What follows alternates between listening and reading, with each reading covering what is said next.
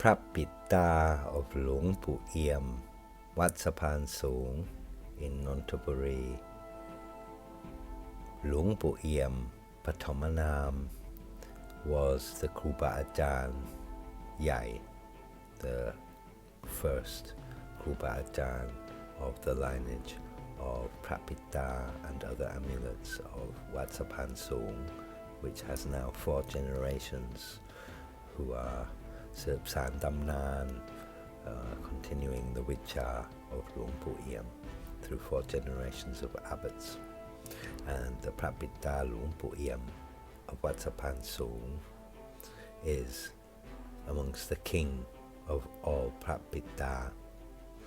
He made the Pra Pid with, for his devotees, the most powerful magic and protective and luck-bringing influence, and the most powerful Muan San that is above all other Pra Pid in the nation of all history, and is one of the Pra Pid Nerpong Benjapakee, one of the top 5 Benjapakee Pitta of preferred Pitta amulets of the amulet societies of Thailand.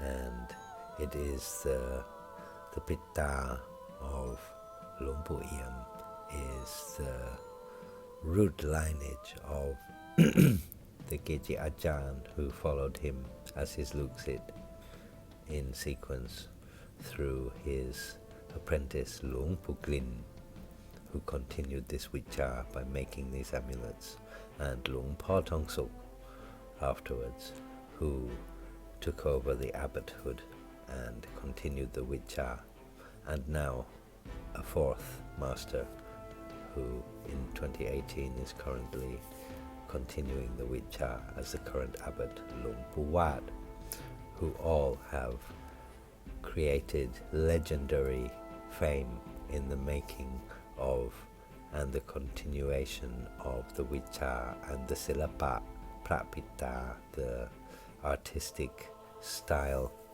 and the magical empowerment and the Muan San of the Pra Pid Wat Sapan Soong of Luang from his time right through to now, which covers now going into 2 centuries. The Pra Pid Luang is available and found in various models, but in general is Pitta in seated position, and you can see the details around the whole image, which means it's not flat. You can see it in 3D, you can turn it around, which means it's loyong, it's not flat like a coin, and is very beautiful and has distinct features. Is sometimes covered in lacquer and with chiak akom or dai ta sang, which is a kind of cord and lacquer wrapping, as we see now in this image. And one thing that I would like to add now in the realm of Krung Rang or talismanic objects, which is much less documented and much harder to find associations who document this, or in books beyond a certain limit, you will find that Luang also made Luk and Mak Toi, which is like chewed beetle areca nut, and also in the shape of Pitta and wrapped in lacquer and covered in cords like this, which you will find less possible to authenticate, but which the true eye and the true knower of amulets of Luang will recognize and know. And the next point I will make is that I was lately, by various associations and talking with one particular multiple category expert, which is difficult to know everything if you specialize in multiple categories of multiple masters instead of one particular one, so I forgive him. But he was saying about the Muan San of Luang with a Pitta I brought to him, And this example we see now, you can see, is Mai Long Rak or Mai Chop Rak. It is no lacquer and has the visible Muon San powders. Although it may look lacquered, it isn't. It isn't. And you can see the Muon San powders are not white, they are Wan. And you can find them in brownish or greyish tones and various tones from Luang Pu Iam. But usually or always, according to rigid Puritanism, never in white powders, always in Wan. And if they have naman, if they have oil in them or not, is also something that is discussed. And so the one I took had very white powders, not like this. This is from Luang Pu Iam, and you can see his Wan, his powders are not white. The white crab you can see forming around the edges, like you can also see within this pitta that has takchuak, has cord wrapping. You can see no lacquer, and you can see crab bang, that is white yantra powders which are pushed up. They're lighter and finer powders. They're pushed up from the coarser herbal powders up to the surface. So you can see that also in Somnit Wat Rakang, in the armpits and in the deeper recesses. And also from the edge of this chuak you can see this cord wrapping. You can see the wear and tear on it. The red tone is of course the red Chinese ancient lacquer. You would have to examine this very carefully to examine its age and the natural aging, and if it is lacquer and so on, to authenticate it. Yeah, these pictures are from the web, from trustworthy sources. And this also shows one Mai Long Rak, but it might be Kluk Rak, Nơ Pong Kluk Rak, which means to mix lacquer in with the powders. I can see greenish tones here. That depends on the photography. You need to really, you cannot authenticate from a photograph. You can only take the real thing under the eye loop to really authenticate, because photographs, each camera makes different tonal colors and each screen gives different tonal colors. So there you go. But here we have a kind of greenish grayish tone. You can see basically it's not white, and this is also powders of Luang Pu Iam. And you can see the natural aging process of these powders, yeah, and the same with the lacquer of Luang Pu Iam. But these are common mistakes of the experts. He said it was fake, the one I had, because it had white powders, more or less similar to this one we're looking at, which is from Luang Pu Glin, which came after Luang Pu Iam, was his Luxit. Yeah, and as you can see, the powders are whitish. They have reddish and whitish. Luang Pu Glin was allergic to lacquer, so usually his Luxit and the Samanera monks would help him. And you can see here there is the reddish wan of Luang Pu Iam, but there are also whitish powders already starting to be mixed in. That is because Luang Pu Glin had different Krupa Ajahn and received powders from other Krupa Ajahn and mixed them too. Later from this came Luang Po Tong Suk, yeah, but with Luang Pu Glin, yeah, you already began to see this kind of white powder. And so this expert, or supposed expert, because we're all experts as much as we study and using our own intelligence and make our own conclusions. There are 4 generations, and Luang Pu Glin made a lot which were not covered in lacquer, and his Luxit covered them in lacquer for him, and some of them were very reddish in powders and some of them had more whitish powders. This was placed on auction as from Luang Pu Glin. I would actually say more like this. You can see very old looking white powders. It looks like Somdet Wat Rakang, this marble texture, this the contraction of the powders through the age as it dries and the moisture rises. If you see between the hands of the Pidda, you can see white crab bang. Crab means like mildew or something stuck on the top, like a kind of something stuck on it.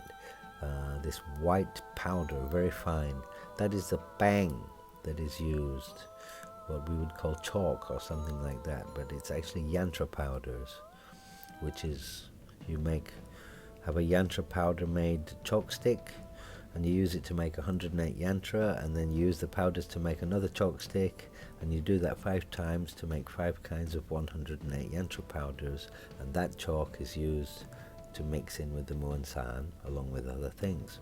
And this looks just like Somdet Wadrakang or Prat Wat Plap, which are the amulets of Ajahn Sang, who with Somdet Ajanto, Somdet Prabuddhajanto, made the Somdet Wadrakang and other amulets which have this appearance. And this is a pitta, not of Lumpo Iem, from Lumpo Tong Sok. If I took this to the expert, he would say, this is not Lumpo Iem, this is fake, because that's what he said to me. I took one like this, but it had some lacquer on it and some visible parts like this. And he said, this is not Lumpo Iem, it's fake. What he didn't perceive or consider is that it might be from Lumpo Glin or Lumpo Tong Sok or Lumpo Wat. In this case, it's from Lumpo Tong Sok, or stated as so. It looks so old to me that it might be from Lumpo Iem. But according to this certain expert, it was made not by Lumpo Iem, and it's fake. Unfortunately, I disagree, because there are 4 generations, and Lumpo Tong Sok is known to have used powders from Wat Plap, which are the same as powders of Wat Rakang, and that his amulets do have white powders in them. So he was looking only at Lumpo Iem, but not at the other 3 generations of Luksit who followed and continued the Tamnan Prapita of Lumpo Iem, Wat Sapan Sung in Nonthaburi. And so that's the end of amulet talk for today on the subject of the Pitta Wat Sapan Sung and the amulets of Wat Sapan Sung, of which there will be various episodes to enlighten you and help you to think for yourself and look beyond the opinion of so-called experts, because how expert a person is depends on their study, and if you study a lot, you may become as expert or more in your chosen field as those who have different opinions, and you may decide that what they say is fake is real to you. And that's what truly matters, is knowledge, your eyes, and your wisdom, and your circumspection to conclude what is right, and to listen to at least 10 opinions and to make your own decision upon hearing them. And so, Lumpo Iem didn't make white powders, but there was Lumpo Glin, Lumpo Tong Sok, and Lumpo Wat came afterwards. So what's he talking about? I mean, seriously, if we look to the left and right sides, the right side is a blurry magazine picture. The left side isn't so clear. It's an iPhone video, but you can see the age and the density of the clay, like Somdet Wadrakang or Prat Wat Plap. And here we see a page from a magazine of the amulets of Lumpo Tong Sok of Wat Sapan Sung. And you can see, apart from greyish powders, apart from the many known ones covered in lacquer, we can see here also that he had various sacred powder versions. And to look at a Pra Pid Wat Sapan Sung and assume that it has to be Lumpo Iem without looking through all 4 Lineage Masters and examining the differences between the age, the Muan San, the sacred clay content, and the method of making, because the actual PIM is almost exactly the same with most of these 4 masters. And so you have to look at the age and the Muan San and the method and the slight differences. And to say that one with white powders is fake and not from Luang Pu Iam just means he hasn't thought that, anybody who says that has not thought that it might be from Luang Potong Suk or Luang Pu Glin or Wat Sapan Suung, who later mixed other powders along with Luang Pu Iam's Pong Solot, his famous Mahawan powders and his Pong Solot powders. And so there you go. That's 4 generations of amulets of Wat Sapan Suung and Pra Pid Wat Sapan Suung, which must be analysed before any so-called expert can start to look at and authenticate them and know what he's talking about. And that's me, Ajahn Spencer, with the end of Amulet Talk Part 1 to do with Luang Pu Iam, the amulets of Wat Sapan Suung, Luang Pu Iam, Luang Pu Glin, Luang Potong Suk and Luang Pu Wat, which will be many parts. And so after now having looked at a few examples of Pra Pid Jumrak, lacquered amulets of Luang Potong Suk in comparison with those of Luang Pu Iam, I now show you some other unlacquered white powder authentic amulets of Luang Potong Suk of Wat Sapan Suung, to show that seeing white or black powders like this does not mean it is fake, because it has to come from Luang Pu Iam, because Luang Potong Suk used white powders like this, which he received Vichan powders from Wat Plap. He also used Nirwan and Kenaman as well, oily powders. And you can see here the lacquer and the herbal powders. This is a Pimsada Jun, which you can see circled the large belly button from Luang Potong Suk. This also lacquered from Luang Potong Suk, which shows some white powder visible, and it takes on a yellowing effect from the lacquer itself, which is red lacquer turning black over the ages. Luang Pu Iam will look much blacker, and this is from Luang Pu Iam himself, which is much older, much blacker. You can see the bubbly effect on the lacquer, which is a product of natural aging.